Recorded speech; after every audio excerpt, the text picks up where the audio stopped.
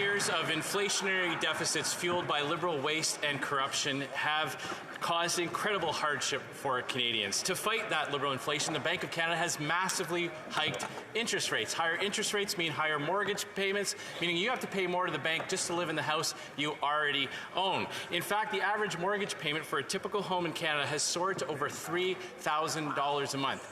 Will the Prime Minister take responsibility and admit that it was his waste and corruption that is causing this cost of living crisis, or will he get out of the way and let Conservatives fix his mess? The Honourable Minister for Housing. One of the things that we recognize is that Canadians need help, and we've delivered the Canada Housing Benefit, which is already investing close to $2,500 on average for vulnerable renters across the country.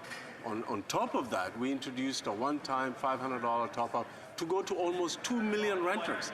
And what did the party opposite do despite the rhetoric? Not only did they vote against it, in the fall they played procedural games in this House to delay much-needed rental supplements to almost 2 million Canadians.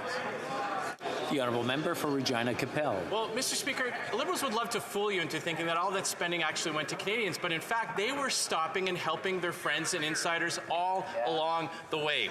This Liberal law breaking means that while Canadians are struggling, Liberal insiders have never had it so good. While 20% of Canadians are skipping meals, the Trade Minister gave a $23,000 contract to her best friend. While the rent on a typical apartment has soared to over $2,000 a month, the Housing Minister gave $93,000 to his staff's family's PR firm. After 8 years of breaking ethics laws, are there any Liberals who will hold their political masters to account, or is helping their friends and insiders why they got into politics in the first place? The Honourable Government House Leader.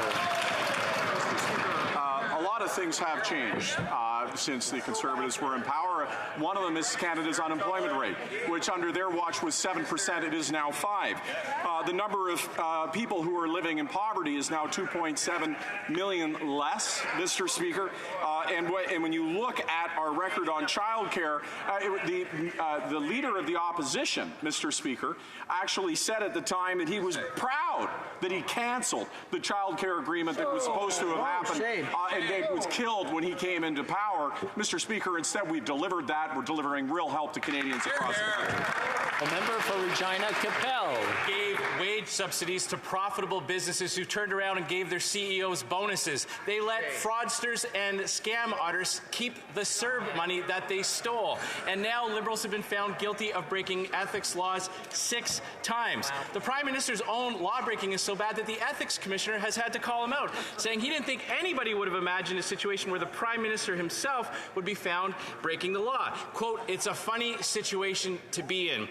I don't think he meant ha-ha funny. It's not funny to make Canadians struggle while Liberal friends and insiders get rich. Why is treating taxpayers' money with respect never the lessons these Liberals learn? The Honourable Minister for Innovation. You know what Canadians are tired about? They're tired about these Conservatives talking down our economy, Mr. Speaker, and talking down Canada. Mr. Speaker, in terms of good news, let's celebrate. This morning I was just celebrating Project Arrow, Mr. Speaker, the first 100% Canadian-built electric vehicle. That's the type of thing we're capable in Canada. It's about innovation, it's about leadership, it's about bringing Canadian up as opposed to bringing Canadian down, as they do every day. Hey, l'honorable député de